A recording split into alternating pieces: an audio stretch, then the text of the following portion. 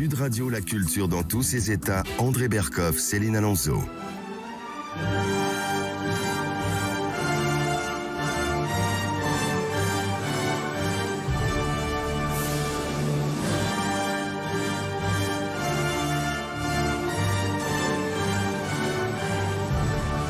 Et oui, l'hymne de la monarchie française au 19e siècle, connu populairement comme étant celui d'Henri IV.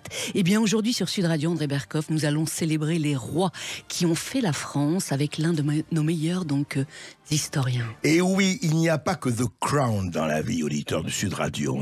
Nous avons aussi nos crowns, nos couronnes, et elles sont glorieuses. Et il y a quelqu'un que vous connaissez, évidemment, qui s'appelle Franck Ferrand, qui vient de faire un livre tout à fait passionnant. Nos rois de France. Et oui, nos rois de France avec Pierre-Louis Lancel et Anne-Louise Sautreuil. Il vient de retracer, effectivement, un livre qui raconte, parce que, vous savez, on dit toujours la République, on oppose la République à la royauté. Ça ne veut rien dire. L'histoire de France, c'est l'histoire de France dans sa continuité et dans sa cohérence. Du sacre de Clovis au mur des fédérés, comme disait, n'est-ce pas, Ernest Renan ou Fernand Braudel. C'était Bloch, oui. Ouais. C'était Bloch. C'était, voilà, Marc Bloch, pardon, vous avez raison. Alors, Franck Ferrand, Saint-Louis, Philippe le Bel, Charles V, Charles VII, Louis XI, Louis XII, François Ier, Henri III, Louis IV, Louis XIII, Louis XIV, Louis XV, Louis XVI. Et je ne peux pas m'empêcher, Franck Ferrand, quand même, de rappeler ce merveilleux poème de Prévert. Vous avez Louis I, Louis II, Louis III, Louis IV, Louis V, Louis VI, Louis VII, Louis VIII, Louis VIII, Louis IX, Louis X, Louis XI, Louis XII, Louis XIII, Louis XIV, Louis XVIII, et plus personne, plus rien. Qu'est-ce que c'est que cette famille qui n'est pas foutue de compter jusqu'à 20 ? Mais quel roi magnifique. Et on va en parler, Céline, avec Franck Ferrand. Et oui, et avec Franck Ferrand, aujourd'hui, on va aussi parler, André Berkoff, de Marcel Proust, parce que figurez-vous qu'aujourd'hui, on fête le centenaire de sa mort. Et oui, c'est vrai, le centenaire de sa mort, aujourd'hui même, absolument. Marcel Proust, qui était... Allez, on peut le dire, je vais encore choquer beaucoup de gens, mais ça ne fait rien. Je dirais qu'il était l'extraordinaire journaliste de Voici et de gala, quand il allait au Ritz demander au maître d'hôtel, alors, qui avez-vous reçu aujourd'hui? Et il disait le Maharaja de Baroda, Jean Cocteau, Paul Morand et compagnie. Marcel Proust, immense écrivain, l'un des plus grands écrivains du XXe siècle et d'aujourd'hui, bien sûr. Et oui, alors qui était cet écrivain de génie, qui était doué d'une force comique, André Berkoff, qui était ces rois de France, qui incarnent tout ce que notre époque rejette. On va en parler dans un instant sur Sud Radio avec Franck Ferrand. À tout de suite. Sud Radio, la culture dans tous ses états. André Berkoff, Céline Alonso. Les rois du monde vivent au sommet. Ils ont la plus belle vue, mais il y a un mais. Ils ne savent pas ce qu'on pense d'eux en bas. Ils ne savent pas qu'ici c'est nous les rois. Et oui, bien aujourd'hui sur Sud Radio, c'est les rois de France que l'on va célébrer avec l'un de nos meilleurs historiens qui publie un très beau livre chez Perrin, André Berkoff, sur ces souverains qui ont fait la France. Franck Ferrand, bonjour à vous. Alors dans cet ouvrage, vous racontez la vie et l'œuvre de 15 de nos célèbres monarques, les monarques les plus emblématiques. Ils incarnent tout ce que notre époque rejette. Oui. Selon vous, pourquoi la monarchie aujourd'hui n'a plus le vent en poupe ? Parce que effectivement, ces rois ont régné selon des principes qui ne sont plus à la mode. Il faut dire les choses. D'abord, ce sont tous. Nous étions en France dans un principe de succession qui ne mettait en avant que la primogéniture mâle, c'est-à-dire que ce sont tous des hommes déjà. Et puis ce sont tous des hommes qui se considéraient par essence comme des patriarches dans un pouvoir qui était vertical, qui tenaient leur pouvoir et leur grandeur de Dieu lui-même. Ils étaient les lieutenants de Dieu sur terre. Vous imaginez, ça fait quand même beaucoup de défauts, si je puis dire, aux yeux de notre pensée actuelle. Eh oui. Alors dans votre livre, vous rappelez du moins cette anecdote, à savoir François Mitterrand qui avait signé en 1987. François Mitterrand qui avait signé en 1987 un décret qui lançait les célébrations d'un millénaire capétien. Aujourd'hui, c'est vrai qu'un tel hommage est inimaginable, c'est ça. François Mitterrand avait une prédilection pas pas tellement caché d'ailleurs pour la monarchie. Le général de Gaulle, plus encore que lui d'ailleurs. On a oublié tout ça aujourd'hui. François Mitterrand avait voulu en 1987, qu'on célèbre de façon extrêmement brillante ce millénaire, puisque le couronnement du Capet, son élection par les barons de France, la fondation même de la dynastie capétienne, ce qu'autrefois on appelait la troisième race des rois, date de 987, de juillet 987. Donc pour ce millénaire, François Mitterrand avait multiplié les événements, on avait été jusqu'à frapper monnaie, jusqu'à éditer un timbre, etc. Vous imaginez aujourd'hui, je pense qu'effectivement, je ne dis pas qu'on ne célébrerait pas le millénaire capétien, mais on le ferait d'une façon très différente, moins univoque sans doute, et beaucoup plus critique. Ça, non, moins univoque, mais beaucoup plus uniwoke. Oui, voilà, exactement, on doit pouvoir dire ça. Alors Franck Ferrand, ces rois de France, c'est une soixantaine environ de souverains. Alors une soixantaine de souverains si l'on compte tous les souverains mérovingiens, carolingiens. Si l'on ne prend que les capétiens, c'est 32 monarques dont nous avons gardé 15 là. Pourquoi ces 15 là d'ailleurs? Pourquoi ces 15 Parce que alors tout simplement cet ouvrage est né d'une émission de radio. C'est-à-dire que j'ai tout simplement mis en avant les 15 rois que à l'antenne d'une station, comme on dit, concurrente mais néanmoins amie, j'ai eu l'occasion de présenter. Et donc ce sont des adaptations des émissions de radio. Quand je dis adaptation, c'est plus que ça, puisqu'en fait quand vous prenez le script d'une émission de radio et que vous essayez d'en faire un texte, vous vous rendez compte qu'il faut tout reprendre, tout remanier, tout réécrire, ce que nous avons fait avec deux des auteurs qui collaborent à cette émission depuis de nombreuses années maintenant. Pierre-Louis Lancel, que le public connaît sans doute un peu parce que il a été le remarquable auteur d'une biographie du duc du Maine l'année dernière, qui a été très remarquée et très récompensée, biographie aux éditions Perrin. Le duc du Maine, c'est un des enfants naturels de Louis XIV. Et puis Anne-Louise Sautreuil. Donc nous avons tous les trois collaboré à 15 rois, 15 monarques. 15 rois. Et quelles leçons ont-ils à nous enseigner alors ces souverains? Ils ont à nous enseigner d'abord, me semble-t-il, deux grandes leçons. Mais la première, c'est la leçon de la continuité. Ces gens-là avaient le temps pour eux, c'est tout à fait incroyable. Quand ils prenaient une décision, c'est-à-dire qu'en l'occurrence, quand en conseil, ils prenaient un édit royal. Ensuite, il fallait que cet édit soit enregistré, etc. Mais quand ils prenaient un édit, ils le faisaient en pensant à leurs petits-enfants, à leur arrière-arrière-petit-fils qui un jour régnerait. Pas à l'élection de dans 3 mois. Et donc cette continuité, cette durée permettait d'avoir une véritable, j'allais dire, une suite dans la politique. Ce qu'il y a de remarquable dans la monarchie française, il n'y a pas que de bons côtés dans la monarchie française, on pourra peut-être y venir, d'ailleurs elle avait des défauts et même importants. Mais ce qu'elle a d'assez extraordinaire, c'est qu'elle construit un État et que ce projet, ce but, elle le maintient, elle le forge pendant des décennies, des générations, des siècles. Oui, parce que le successeur suit aussi le cap. Mais bien sûr, et constamment. Du on maintient le cap. C'est comme ça qu'on a construit ce pays unifié assez incroyable. Les Anglais en ont fait autant, mais j'allais dire, eux, c'était un tout petit peu plus facile parce qu'ils étaient insulaires. Nous étions sur un véritable carrefour de route en plein continent, et néanmoins, nous avons fait ce précaré de Monsieur Vauban. Bon. Et puis, la deuxième leçon que pourrait nous donner ces rois, je crois, c'est une leçon d'altruisme ou d'abnégation.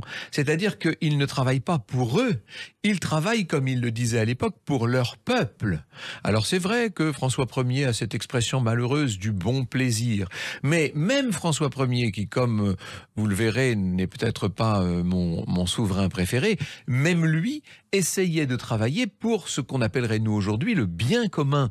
Je ne suis pas persuadé que dans l'époque que nous vivons, quel que soit le pays, et là je ne vise pas seulement la France, loin de là, je ne suis pas persuadé que la plupart des décisions politiques soient prises au nom du bien commun. À l'époque, c'était en tout cas ce qu'on essayait de faire. Voilà. Oui, mais est-ce que juste quand même un bémol, Franck Ferrand, est-ce que leur conception du bien commun était quand même la conception de leur bien commun, de leur bien particulier ou pas, franchement. C'est-à-dire qu'en fait, évidemment que le roi confondait totalement ses intérêts avec, voilà, alors Louis XIV va loin avec l'État, c'est moi, mais le roi confondait complètement ses intérêts avec ceux du royaume. C'était la même chose. Tout ça, c'était la couronne.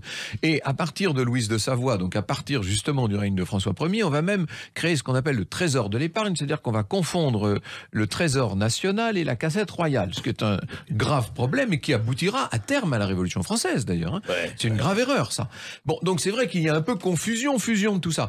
Mais quand le roi travaille pour lui, ce qui nous donne à nous l'impression de travailler pour lui, il travaille pour la couronne. C'est Sacha Guitry, vous savez, qui disait que les 81 millions de livres dépensés par Louis XIV dans la construction de Versailles avaient été de l'argent bien placé pour tous les Français, disait Guitry. C'est assez vrai, quelque part. L'absence d'ego, peut-être une troisième leçon. Oui, si c'est la même tu- chose Ouais, quasiment. c'est ça, hein. C'est-à-dire qu'en fait, sauf exception, car bien sûr, il faut tenir compte des caractères de chacun. Un souverain comme Louis IX, qui sera sanctifié très tôt d'ailleurs, le roi Saint-Louis, avait peut-être une certaine image de lui-même. Et c'est vrai que certains ont eu un ego plus développé que d'autres. Le roi Louis XIV que vous citiez tout à l'heure, alors là, évidemment, un ego... Le roi Soleil. Le roi Soleil, enfin comme on l'a surnommé plus tard, le roi Soleil. Je pense que ça l'aurait surpris et amusé qu'on l'appelle le roi Soleil d'ailleurs. Mais en tout cas, c'est vrai qu'il avait une très très très haute idée de lui-même. Mais quand on dit de lui-même, il avait surtout d'abord et avant tout une très haute idée de la fonction et du rôle que cette fonction était amenée à lui voir jouer, c'est-à-dire un rôle d'unification, de construction, de rayonnement et de puissance. Nous étions dans une phase ascendante, il ne faut pas l'oublier. Le dernier roi que nous traitions là, il y en a eu après, hein, il y a eu Louis XVIII, Charles X et même Louis-Philippe Ier dans un registre différent. Le dernier roi en tout cas que nous traitions là dans le livre, c'est Louis XVI. Jusqu'à Louis XVI, on peut dire que la France est en phase ascendante. Depuis, elle a connu bien des déclins. Alors parmi les 15 souverains, effectivement, dont vous dressez le portrait dans votre livre, il y en a 3 qui ont très bien fait, on peut dire, leur métier de roi. Charles V, Louis XII et donc Louis XIV, le roi Soleil. Charles V oui, est ce très... sont un peu mes chouchous, ceux-là. Ce sont ceux que j'aime bien pour des raisons très différentes, hein, d'ailleurs. Alors Charles V, effectivement, il est peu Alors connu, allez-y mais pour ces raisons. Ouais. Charles V mérite d'être mieux connu qu'il ne l'est. Charles V Qui était-il? Charles V, Racontez-nous. c'est un grand travailleur. C'est quelqu'un qui se dévoue, qui est sur son bureau, comme on pouvait dire à l'époque au sens propre. Vous savez ce que c'était le bureau? C'était la bure, hein, c'était le tissu qu'on mettait sur la table pour travailler. C'est ça, là, au départ, le bureau. Il était penché, lui, constamment sur son travail. C'est un homme qui s'est dédié complètement à la tâche, qui a succédé à son père dans des conditions extrêmement dures, puisque son père, le roi Jean II, Jean le Bon, avait été fait prisonnier à Poitiers en 1356. Père, gardez-vous à droite, père, gardez-vous à gauche. Vous avez rappelé ça? Bon, c'est des souvenirs scolaires. Et Jean le Bon est en détention à Londres quand son fils, le petit dauphin Charles, qui débarque et qui n'a aucune, évidemment, aucune pratique du pouvoir, doit digérer, si j'ose dire, la révolution parisienne, la révolution d'Étienne Marcel. Étienne Marcel, prévôt des marchands, le prévôt des marchands, a lancé une révolution à côté de laquelle celle de 1789 n'a pas grand-chose à envier. Hein. C'était une révolution violente. On a imposé le chaperon rouge et bleu de la ville de Paris au dauphin Charles, etc. Bref, ce dauphin Charles, il succède à son père dans des conditions effroyables. La moitié du territoire est aux mains des Anglais. Il n'y a plus un centime dans les caisses. La justice est dans un état déplorable. Toutes les troupes démobilisées se sont transformées en bandes de malfaiteurs. Enfin, et par son travail, par sa vision, par son intégrité, et puis aussi, n'oublions peut-être pas l'essentiel, par la puissance de l'épée de Bertrand du Guesclin, qui est son grand connétable, il va réussir, Charles V, à redresser la barre, à redonner au pays. Il a sauvé la monarchie, en quelque sorte. Il a sauvé la monarchie, et même d'une certaine manière, en commettant un très léger anachronisme, on doit pouvoir dire qu'il a sauvé la France, oui. Alors vous parliez de Louis XII dans un genre très différent. Louis XII, c'est la bonhomie de la monarchie tempérée. Et si je mets Louis XII en avant, c'est Alain Poher ou Georges Pompidou? Un peu des deux. Plutôt Pompidou que Poher d'ailleurs, mais enfin un peu des deux.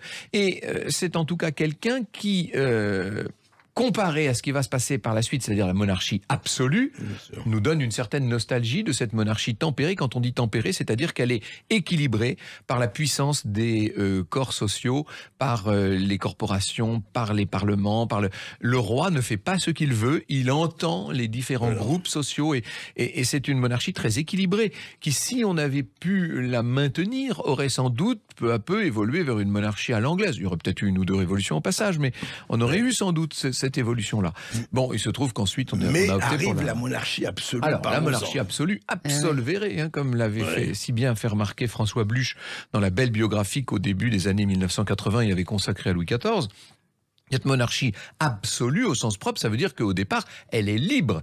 Elle est libre de toute attache, elle est libre de ses mouvements. C'est ça le sens du terme.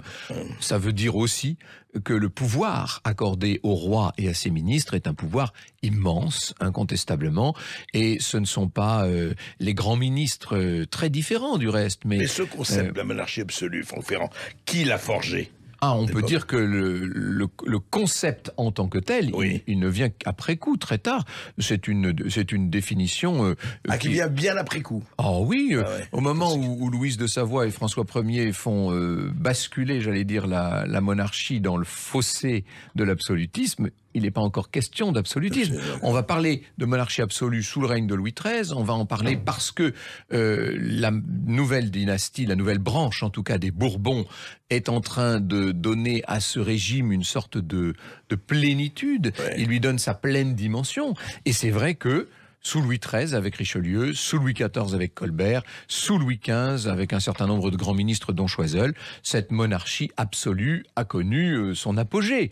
Et quelle efflorescence d'auteurs, de culture, de tout cela. Alors, ça c'est toujours très intéressant, c'est la synchronicité historique, ça c'est passionnant. Moi ça c'est un des sujets qui me passionne, ça. C'est-à-dire qu'en fait, qu'est-ce qui fait que, au grand siècle, qu'est-ce qui fait qu'au milieu du règne de Louis XIV, nous ayons en même temps les plus grands écrivains, les plus grands musiciens, les plus dramaturges, grands... bien sûr, très grands dramaturges. On a quand même en même temps Corneille, Racine, Molière. On a les grands peintres, on a les très grands sculpteurs, les immenses architectes, tout est à un niveau extraordinaire. C'est le roi dont vous vous sentez le plus proche. Oui, c'est Éric Orsena qui s'est posé cette question, qui a dit mais pourquoi tout ce monde-là travaille-t-il en même temps ?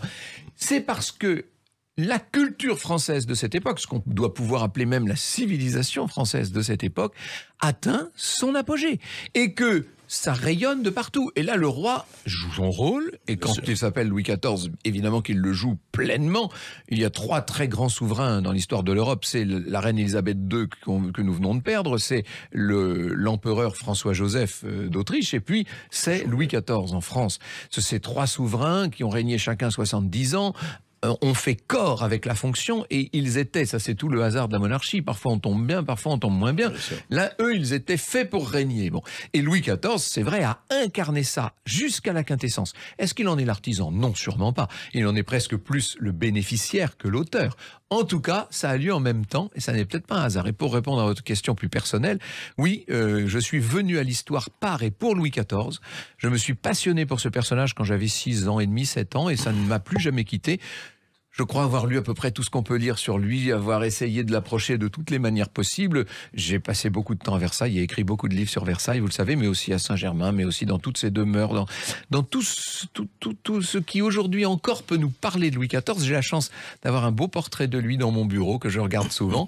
Ce personnage était loin d'être parfait, mais il a été un immense roi et ça m'amuse. D'ailleurs, le portrait, il est dans le livre, hein, je l'ai mis en... Exactement, et justement, vous racontez une anecdote par rapport à l'histoire de ce portrait. L'histoire de ce portrait que vous avez réussi à acheter à un très bon prix suite à une erreur d'expertise. Oui, comme ça incroyable. Ça arrive. Et ce roi, c'est vrai, a incarné quelque chose de parfait dans son genre. Alors, les protestants qui nous écoutent en ce moment vont dire, mais n'oubliez pas l'édit de Nantes et n'oubliez pas les persécutions des dragonnades. Les personnes qui s'intéressent aux finances publiques vont dire, mais enfin, ce roi a vidé les caisses avec ses entreprises d'urbanisme. D'autres vont nous dire qu'il a déclenché 6 grands conflits et qu'il a perdu 2 guerres quand même. Bon, bref, il n'y a pas que de bons côtés chez Louis XIV. Et puis, c'est vrai qu'il était un petit peu duplice et qu'il a trompé des gens. Mais que celui qui a été un monarque extraordinaire ou un ange lui jette le premier décret. Hein. Franck Ferrand, en tout cas, il y a un roi que vous ne portez absolument pas dans votre cœur, c'est François Ier. Selon vous, il a même été un mauvais roi. Quelles ont été ses erreurs? Quelles ont été ses fautes? Vous nous direz tout dans un instant sur Sud Radio. À tout de suite. Sud Radio, la culture dans tous ses états. André Berkoff, Céline Alonso.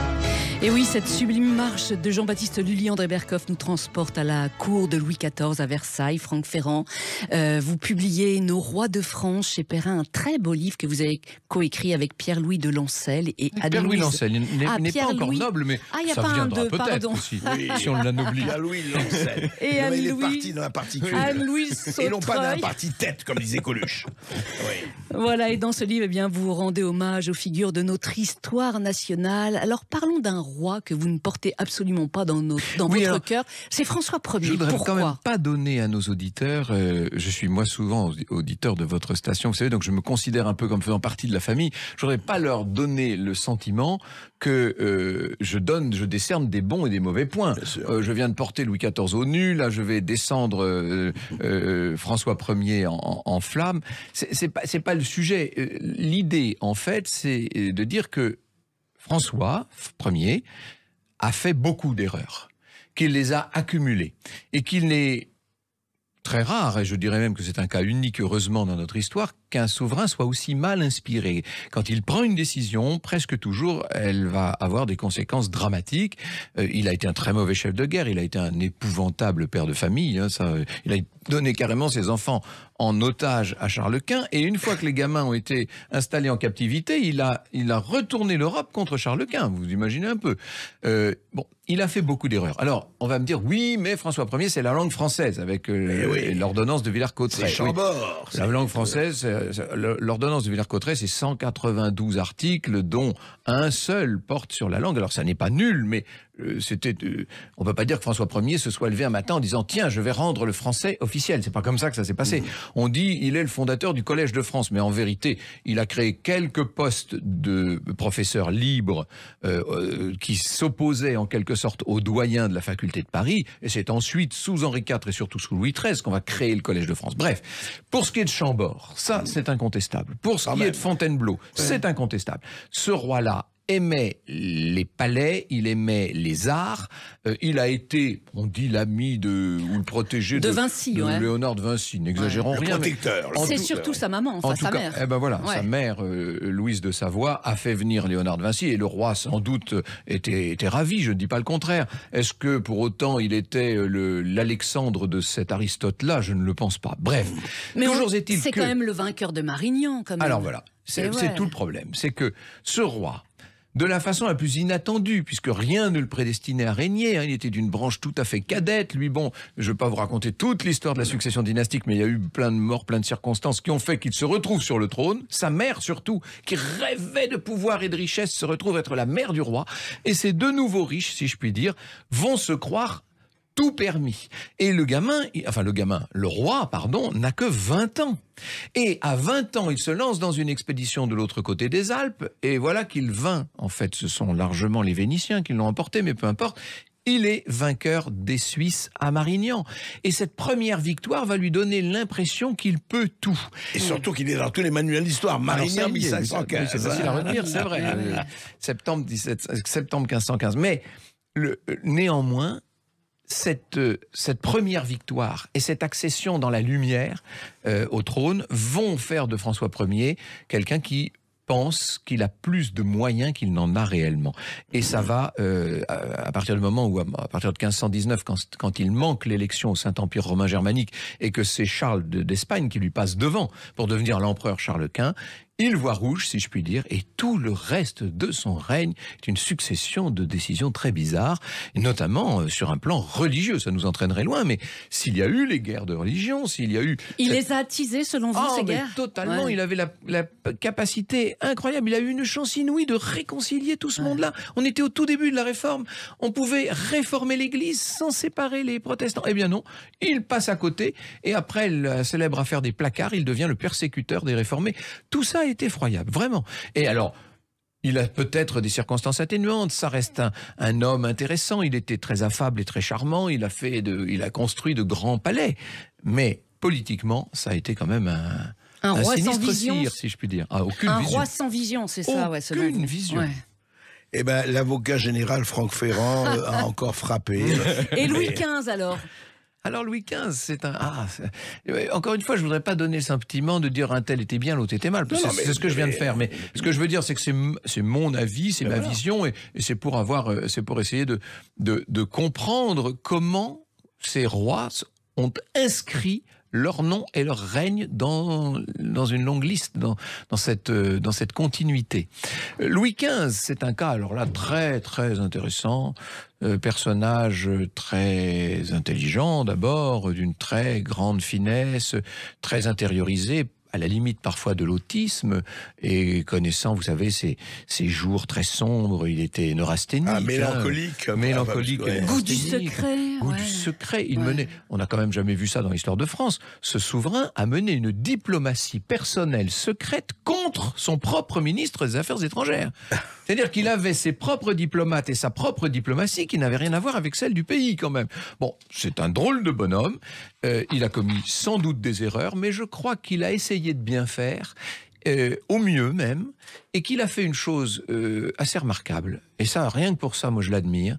C'est ce qu'on appelle c'est Michel Antoine qui appelle ainsi cet acte de Louis XV. Il parle du coup de majesté.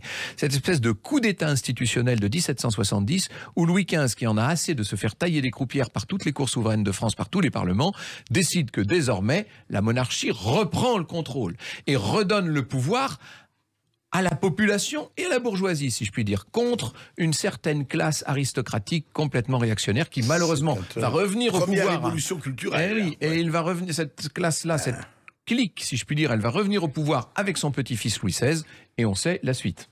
Ah oui, Franck Ferrand, vous êtes très attaché donc à la royauté. Aujourd'hui, quelle en est votre vision? Alors, je suis attaché à l'histoire de France, comme le disait André. Alors là, moi, toutes les périodes et tous les chapitres de l'histoire de France me passionnent, pas plus les chapitres royaux que les autres. Il faudrait pas faire croire ça. Simplement, j'ai par ailleurs eu l'occasion de dire à plusieurs reprises que je trouvais que la monarchie était un bon système. Attention, je ne parle pas de la monarchie constitutionnelle. Je ne parle pas de la monarchie française absolue de droit divin. Je parle de ces monarchies modernes, constitutionnelles, ou même comme dans l'Europe du Nord, même, alors je dirais, à la suédoise ou à la danoise, c'est-à-dire des monarchies où la famille royale n'est là que pour représenter l'union nationale dans une famille, pour occuper le trône en quelque sorte, et pour faire en sorte que les hommes politiques, quand ils se battent pour des idées, pour des programmes, pour des politiques, et non pas pour un trône. Ça, je trouve ça assez bien, à condition que le roi n'ait aucun pouvoir, et que, évidemment, la monarchie en question soit totalement démocratique. Vous pensez qu'aujourd'hui, en 2022, où là on est, ça apporterait un symbole d'unité ou d'unification? Je pense dans une France un peu archipélisée, il faut bien Bien sûr que je le pense, mais malheureusement, je suis convaincu que c'est impossible parce que la France a été trop marquée, elle a été marquée au fer rouge, non seulement par ces siècles d'absolutisme qu'elle a très mal vécu, et on peut la comprendre, mais elle a été marquée également par tous les combats de légitimité du 19e siècle et par la lutte fratricide entre la branche aînée, ce qu'on appelle les légitimistes, descendants de Charles X, et la branche cadette, qu'on appelle les orléanistes, descendants de Louis-Philippe. Et rien que pour ça, puis il faudrait ajouter les bonapartistes, à la limite. Donc tout ça fait que je crois qu'en France, je dis malheureusement, parce que une monarchie parlementaire, constitutionnelle, ultra-démocratique, je crois que c'est ce qu'il nous faudrait. Mais ça n'est pas possible. Alors, le général de Gaulle était conscient de ça, et c'est la raison sans doute pour laquelle il a créé les institutions très monarchisantes. Il a été le premier monarque républicain. Oui, de la République, mais le problème, c'est qu'il nous a fabriqué une république qui est quasiment une monarchie absolue. Donc ça, c'est quand même un problème. On préférerait une vraie monarchie tempérée et constitutionnelle à une fausse monarchie absolue qui n'ose pas dire son nom. Franck Ferrand, dans quelle autre époque auriez-vous aimé vivre? Je suis assez douillet de nature, et donc j'aime bien, quand je vais chez le dentiste, avoir affaire à des appareils au laser. Vous voyez, ça me convient très bien. Donc de ce point de vue, je suis assez un homme de mon temps, disons. Si j'avais vraiment, pour aller y voir, peut-être pas pour y vivre, mais pour aller y voir, si je devais choisir, alors là, il y en a tellement, j'ai tellement de passion dans la vie. J'aimerais tellement aller voir comment ça se passait dans la Mésopotamie antique. J'aimerais tellement aller voir comment c'était en Crète à l'époque minoenne, comment c'était à Florence à la Renaissance, etc. Pour être plus près de nous. Et à la belle époque, j'allais dire, j'ai une tendresse pour la belle époque. L'époque des aéroplanes, du cinématographe, de tout ça, ça devait être assez extraordinaire. Et de l'ère de Satie, je te veux, c'est merveilleux, ça. Et puis de le l'ère temps, de l'hôtel effectivement. Ritz. où arrivait les après-midi un certain Marcel Proust. Oui, le temps de la naissance, effectivement, de la recherche du temps perdu. Franck Ferrand, ce soir, eh bien, vous serez à Cabourg, dans cette capitale romantique normande. Vous donnerez une conférence sur cet écrivain exceptionnel qui ne manquait pas d'humour. Je le répète, aujourd'hui, eh bien, nous célébrons le centenaire de sa mort. Alors, comment Marcel est devenu Proust? On vous dit tout dans un instant sur Sud Radio. Sud Radio, la culture dans tous ses états. André Berkoff, Céline Alonso. Bien refaire un tour du côté de chez Swann, revoir mon premier amour qui me donnait rendez-vous sous le chêne et se laissait embrasser sur la joue. Et oui, Dave qui célèbre Marcel Proust à travers cette chanson André Berkoff. Eh bien aujourd'hui, effectivement, c'est le centenaire de sa mort. Et à cette occasion, eh bien notre invité Franck Ferrand donnera ce soir une conférence à Cabourg. À la belle époque, eh bien Proust aimait y séjourner, notamment au Grand Hôtel André Berkoff où il a entrepris eh bien l'écriture de La recherche du temps perdu. Oui, qui ne connaît pas la phrase Princeps et première de La recherche du temps perdu? Longtemps, je me suis couché de bonne heure. Une phrase qui a bien failli disparaître, car lorsqu'on regarde les toutes premières épreuves du manuscrit initial de La recherche, qui à l'époque s'appelait tout simplement Le temps perdu, qui a été refusé d'ailleurs notamment par Gallimard. Quand on regarde, la phrase en question, elle a été rayée, et puis sur les dernières épreuves, Proust l'a réécrite, l'a remise, mais elle a failli disparaître. Ce qui aurait été dommage. Heureusement, parce que quand même, Proust, d'ailleurs c'est vrai, en fait, il y a deux écrivains qu'on aime ou qu'on n'aime pas, qui surnagent aujourd'hui du XXe siècle, c'est Céline et Proust. Oui, et pour des raisons quasiment opposées d'ailleurs. Pour des raisons totalement opposées. On va pas s'appesantir là-dessus. En revanche, Franck Ferrand, qui connaissait bien, qui avait lu tout cela, Proust, et il faut s'y atteler. Ah oui, moi je baigne dans Proust depuis 20 ans. Comment définir l'esprit proustien? Non mais avant de définir l'esprit proustien, moi je voudrais demander à Franck Ferrand, comment vous expliquez, est-ce que c'est la qualité, bien sûr, qu'il soit toujours aussi haut, aussi au firmament, en 2022, au XXIe siècle, qu'il l'était à l'époque? Je pense que Proust fait partie de ces rares auteurs qui ont créé une œuvre-monde. Un ouvrage tellement complexe, immense, universel, général, substantiel aussi. C'est sa cathédrale de papier. 3000 pages. 3000 pages. Bon. Ouais. Il a créé cette espèce d'univers dans lequel, pour des raisons très différentes, les uns ou les autres vont trouver leur nourriture, en quelque sorte. C'est un peu une auberge espagnole, La recherche du temps perdu. Vous entrez là-dedans et vous picorez. Il y a des gens qui viennent y chercher des notations sociales, d'autres qui viennent y chercher des espèces de fulgurances intellectuelles, d'autres qui simplement se bercent de la musique, de ces phrases proustiennes avec leurs embranchements, leurs bifurcations. C'est une forêt. Hein, c'est une forêt arborescente dans tous les sens, et c'est immense, et tout ça tient. Et toutes ces branches et tous ces petits rameaux et ces petites ramifications se retrouvent sur le tronc central et on ne perd jamais le fil. C'est extraordinaire, c'est un exercice unique. D'autant plus universel, Franck Ferrand, qui s'attache à une petite société. Et le monde entier peut se retrouver dans cette petite société des Guermantes et des Verneuil. Alors, il n'y a pas dans la recherche seulement les Guermantes. C'est-à-dire que, évidemment, qu'on parle beaucoup du salon d'Oriane de Guermantes et de Bazin, son mari. On parle aussi du salon du prince de Guermantes, qui finira par épouser une certaine Madame Verdurin, mais justement, on parle aussi des Verdurin et de leur maison de la Raspelière, on parle de toutes sortes de personnages, on parle du baron de Charlus et des bas-fonds qu'il fréquente, on parle du docteur Cottard, il y a toute la tante Léonie qui boit sa pepsine dans sa petite maison totalement provinciale au son de la cloche du village dans le fin fond de la Beauce, dans ce village que Proust a rebaptisé Combray, qui était Illier en fait. Bon, ça n'est pas la haute société parisienne. Il y a toute la société, il y a tout un monde, il y a toute une époque. Il y a là-dedans la volonté largement réussie, et ça c'est quand même pas mal, la volonté de d'englober l'univers. En tout cas, tel qu'on pouvait le voir, le sentir ou le concevoir à la Belle Époque. C'est pour ça, je crois, c'est parce que cette entreprise incroyablement ambitieuse a été réussie et menée à son terme et menée à bien. C'est pour ça que Proust, aujourd'hui, fait figure d'un des plus grands auteurs, non seulement français, mais même du monde. Bien sûr. Oui, ce qui est fascinant dans son œuvre, c'est sa force comique, Franck Ferrand. Oui, alors moi, c'est un des aspects que j'adore chez Proust, que j'ai découvert quand j'étais jeune homme et que j'ai découvert Proust, que je me suis lancé là-dedans. Entre parenthèses, c'était au moment de mon service militaire. Je faisais 40 minutes de métro le matin et 40 minutes de métro le soir. Je me suis dit, qu'est-ce que je vais bien pouvoir faire pendant ces 1h20 tous les jours. Proust, et je me suis dit, tiens, je vais me lancer dans la recherche. Après tout, j'avais jamais lu ça. Et ça m'a complètement happé, disons les choses. Alors, pour revenir à cette dimension, il y a chez Proust l'extraordinaire capacité à entrer jusqu'au bout d'une idée, d'un sentiment ou d'une perception. Et soit que pendant l'après-midi, il fit étinceler sous les nymphéas le kaléidoscope d'un bonheur silencieux, attentif et mobile, ou qu'il fit... Enfin, son comique d'observation. Vous entrez dans une espèce de totalité. Et au bout de tout ça, très souvent, pas toujours, mais très souvent, vous avez une notation qui est drôle, très drôle, voire comique. Et deux ouvrages récemment sont parus, celui de Laure Hillerin et celui de Hippolyte Wouters. Hippolyte Wouters est un très grand connaisseur de Proust, il est génial, vous l'avez à table, il vous cite des pages et des pages, c'est incroyable, qui ont mis en avant justement ce côté comique de Proust. Et c'est vrai qu'il y a des pages qui font pleurer de rire, ce que ne savent pas toujours les gens en fait. Exactement, et oui. Oui, Cocteau disait même que Proust se tordait de rire quand il se relisait lui-même.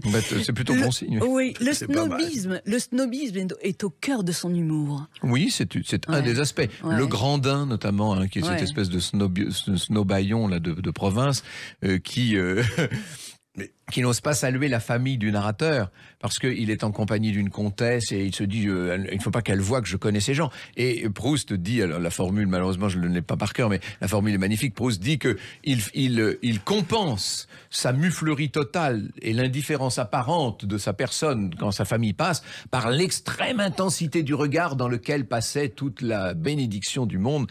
C'est très drôle, c'est vrai. Mais le snobisme n'est pas le seul des ressorts du comique proustien.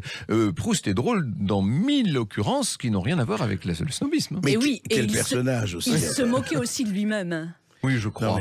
Il ne se faisait pas trop, d'ailleurs, de ce point de vue, d'illusion sur lui-même. Vous savez, qu'est-ce que c'est que le sens de cette œuvre extraordinaire? Il faut aller dans le dernier volume qui s'appelle Le Temps retrouvé pour comprendre la clé, en quelque sorte. C'est la réminiscence.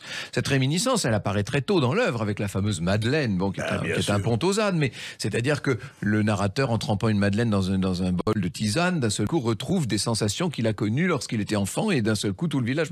Eh bien, de la même façon, quand il est sur les pavés inégaux de la cour de Guermantes ou quand il regarde des raies sur une serviette empesée, ça lui fait repenser à des moments qu'il a vécu loin en arrière dans sa vie. Et puis gros plan, arrière-plan, etc. C'est-à-dire qu'il est presque un cinéaste de ce point de vue. Oui, mais c'est un cinéaste. Il reste une raie justement de restaurant et puis les expressions, le faire Cattleya. Oui, faire Cattleya, c'est-à-dire ça, c'est pour Odette de Crécy, qui donc est la maîtresse de Swann dans ce qui est l'ouvrage un peu bizarre de la recherche, qui est une sorte de petit roman du 19e siècle enchâssé dans le grand roman du 20e qui s'appelle Un amour de Swann, qui n'est peut-être pas ce que Proust a fait de mieux, mais en même temps c'est très intéressant parce que quand on lit plusieurs fois la recherche, on se rend compte que sont intégrés dans l'amour de Swann énormément d'éléments qui ensuite seront développés dans d'autres tomes de la recherche. Alors ce qui est extraordinaire aussi, Franck Ferrand, c'est le personnage. Ce personnage avec sa Céleste Albaré, la gouvernante, dans son sa dernière gouvernante. C'est sa dernière gouvernante, avec Boulevard Haussmann dans son appartement. Alors, avec Céleste, il était pendant un temps Boulevard Haussmann et ensuite rue Hamelin, où il est mort d'ailleurs. C'est ça. Et puis Olivier Dabesca, le le célèbre maître d'hôtel du Ritz, raconte comment, et là c'est pour ça que quand Proust arrivait à 15h, il prenait un thé, il disait, monsieur Dabeka, qui est arrivé aujourd'hui? Ah, il y a eu Jean Cocteau, la marraine Baroda, le vicomte de Grefful, et il notait, c'est extraordinaire. Aujourd'hui, il aurait été, enfin, j'espère il aurait été chez Voici ou chez Gala. À l'époque, il écrivait La Recherche du temps perdu. Il était déjà au Figaro, et entre nous soit dit, je pense qu'aujourd'hui, il serait toujours au Figaro, ça lui irait pas trop mal. Ça lui irait pas trop mal. Je sais pas s'il aurait sa chronique, mais enfin bon. En tout cas, vous l'avez dit tout à l'heure, Franck Ferrand, Proust aimait passionnément les arts, notamment la musique. Il appréciait Beethoven, Chopin, Debussy et surtout Wagner.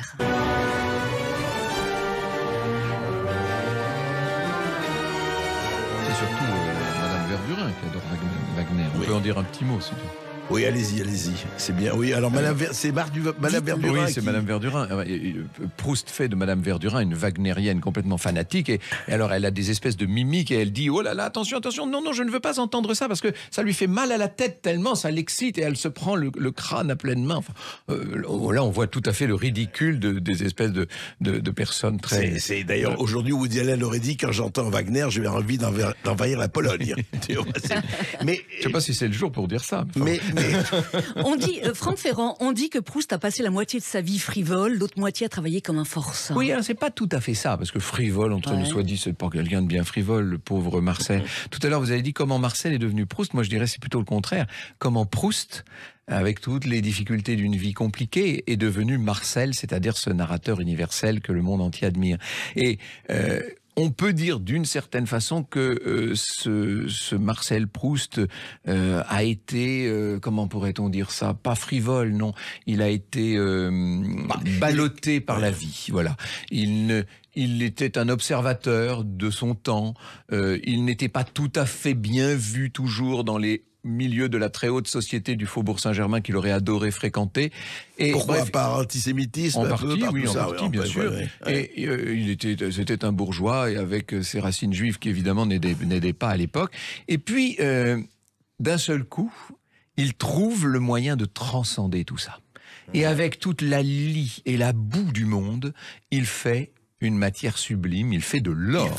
Oui, absolument. Et ça, c'est cette alchimie-là qui est fantastique et qui est le cœur même de l'œuvre, puisque que dit Proust à ses lecteurs dans les dernières pages de La Recherche, quand vous êtes à la fin du temps retrouvé? Il dit « Arrêtez de lire, posez ça, écrivez vous-même, créez vous-même, réalisez-vous, devenez celui qui, par l'art, va se subsumer. » C'est ça aussi le message de Marcel Proust. Ah oui, rappelons qu'il a eu en 1919, André Berkoff, le Goncourt pour À l'ombre des jeunes filles en fleurs, donc le deuxième volume de La Recherche du temps. Juste 3 ans avant sa mort. Exactement. Ouais. Ce prix a fait scandale à l'époque, c'est incroyable. Oui, bien sûr. Ouais. En même temps, les Goncourt, si vous prenez la liste des Goncourt, combien n'ont pas fait scandale? Et d'ailleurs, ce qui est assez intéressant... Combien a été médiocre comme roman? Oui, c'est vrai aussi. mais ce qui est amusant, c'est que ce sont souvent, pas toujours, mais ce sont souvent les titres qui font le plus scandale qui ensuite vont survivre et surnager. C'est très vrai. Quelle est votre Madeleine de Proust, Franck Ferrand? Oh, j'en ai pas mal. Vous savez, la réminiscence proustienne fait partie de ma vie.